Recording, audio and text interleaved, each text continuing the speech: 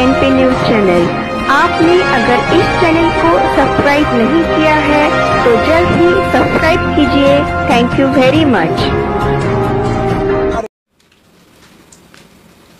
दूसरा, जो मैं सुप्रीम कोर्ट का केस जीता, ये है वो judgement. Abhishek Manu Singhvi supreme court के जो 10 टॉप लॉयर है ना, उसमें से एक है। भारत में सुप्रीम कोर्ट में वकील साहब को पता है, अभिषेक मनु सिंघवी 10 बड़े लॉयर है ना भारत के, उसमें संभवतः दूसरे तीसरे नंबर का लॉयर है। वो केस लेकर गया बीजेपी आरएसएस के समर्थन में कि वामन मेश्राम का ये जो जजमेंट है, इसके अनुसार 13.5 लाख से लेकर 19 लाख तक पर्चियां गिननी पड़ेगी, बहुत लंबा समय लगेगा। तो इसलिए मैं एक केस लेकर आया हूं कि गिनती ना करना पड़े, मिलान कराओ। ईवीएम के वोट, पेपर ट्रेल के वोट मिलान कराओ, गिनती नहीं। ये गिनती का ऑर्डर है, ये रिकाउंटिंग का ऑर्डर है। उसने कहा रिकाउंटिंग में तो चोरी पकड़ी जाएगी, मिलान करा दो, मिलान करा दो। ऐसा केस लेकर गया उसको। ये जजमेंट को दबाना था नीचे, दूसरा जजमेंट लाना था। केस लेकर गया मिलान का। अब मिलान का केस जब लेके गया तो हमारे वकील ने सुप्रीम कोर्ट में कहा कि आप कह रहे हो इससे ज्यादा समय लगेगा, तो बाबा साहब अंबेडकर ने कहा, लिखा हुआ है संविधान में, फ्री फेयर एंड ट्रांसपेरेंट चुनाव होना चाहिए, ज्यादा समय नहीं लगना चाहिए, कहा लिखा हुआ है। सवाल तो फ्री फेयर एंड ट्रांसपेरेंट का है, सवाल तो ईमानदारी से चुनाव करवाने का है। अगर 8 दिन ज्यादा लगते हैं लगाओ, मगर ईमानदारी से चुनाव होना चाहिए। अगर धोखाधड़ी से चुनाव होता है तो फिर तो 5 साल का समय जाता है भाई। इधर 8 दिन ज्यादा ले लो, उधर 5 साल का मामला है। अगर इधर 8 दिन कम ज्यादा कर दिया तो 5 साल चले जाएंगे। बेहतर है ये 8 दिन ज्यादा जाते हैं। तो बाबा साहब ने कहा, लिखा हुआ है। जस्टिस रंजन गोगोई था। आरएसएस ने पहले से प्लानिंग बनाकर एक औरत को चीफ जस्टिस पर आरोप लगवा दिया कि इसने तो मेरा यौन शोषण किया। अब उस चीफ जस्टिस ने कहा कि मैं तो आरोपी हूं, मैं तो हियरिंग नहीं कर सकता, ये तो कानून के हिसाब से बराबर है उसका।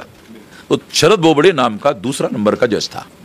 उसका दादा आरएसएस के वकील विंग का संस्थापक अध्यक्ष था। उसका पोता सुप्रीम कोर्ट में दूसरे नंबर का जज था। उसकी अध्यक्षता में 7 जज का बेंच बैठा और उसने फैसला दिया जस्टिस गोगोई निर्दोष है। प्लानिंग पर्दे के पीछे सेट हो गया कि आप निर्दोष होने के बाद आप हमारा काम करो, अभी आपका काम कर देते हैं।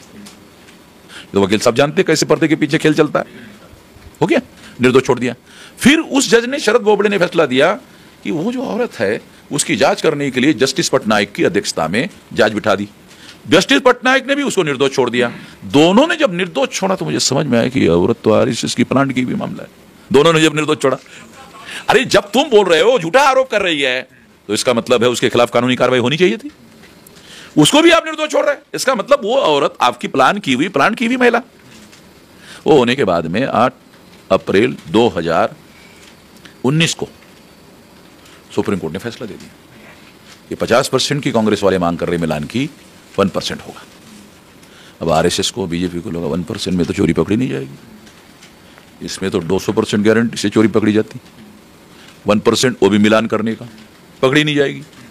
तो आरएसएस, बीजेपी और विश्व हिंदू परिषद के लोगों ने, बजरंग दल के लोगों को, उनको बता दिया जो एक आदमी एक वोट नहीं डालेगा, एक आदमी 2-3 वोट डालेगा। तो ये चुनाव आयोग ने मुझे लिख कर दिया, EVM vote count mismatch in 373 seats and EC refuse to explain. लिख कर दिया 373 में 220 लोकसभा पर लोगों ने जितने वोट डाले उससे ज्यादा निकले।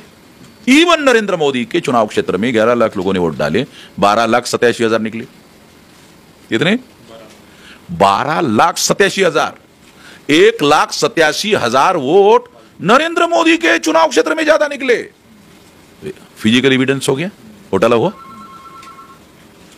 उसकी फौरी बात नरेंद्र मोदी ने कोविड इमरजेंसी घोषित कर दिया। यह फैसला आने के बाद कोविड इमरजेंसी उन्होंने घोषित कर दिया, इसकी चर्चा हो गई बंद। ये जो जजमेंट है, 153 सीटों में लोगों ने जितना वोट डाला उससे कम निकला। कम क्यों निकला? जहां जरूरी था बीजेपी को उसके नाम पर ट्रांसफर कर दिया, तो कम निकलेगा ना। जिनके वोट ज्यादा है वहां से हटाकर बीजेपी वाले हार रहे हैं, उनके नाम पर ट्रांसफर कर दिया। अमेरिकन एक्सपर्ट कहते हैं एक आदमी कंप्यूटर लेके बैठ के सारे देश का चुनाव नहीं, आप हरवा सकते हो, जितवा सकते हो, एक आदमी एक कंप्यूटर पे बैठ के ईवीएम पर जो काउंटिंग हो जाती है सर, मैं जानना चाहता हूं। इसलिए अमेरिका में, यूरोप में, किसी डेवलप कंट्री में जिन्होंने टेक्नोलॉजी डेवलप की ईवीएम की, जिन्होंने ईवीएम की टेक्नोलॉजी डेवलप की, वो ईवीएम से चुनाव नहीं करवाते। इंदिरा गांधी ने कहा कि ये काशीराम जी को कैसे काउंटर करे, कहा कि ईवीएम है तो चर्चा चल रही कि इसको हैक किया जा सकता है, तो इंदिरा गांधी ने ऑर्डर दिया अभिषेक मनु सिंघवी को भेज करके करवाइएगा। ये मामला है। अब क्या हुआ, अब कांग्रेस ने भी बेनिफिट लिया, बीजेपी ने भी बेनिफिट लिया, अब दोनों इसको बचाए रखना चाहती है। चल क्यों रहा, अरे एक पार्टी अगर नेशनल पार्टी इसके विरोध में होती तो खत्म हो गया होता, दोनों को इसका बेनिफिट हुआ, दोनों इसको चलाना चाहते हैं।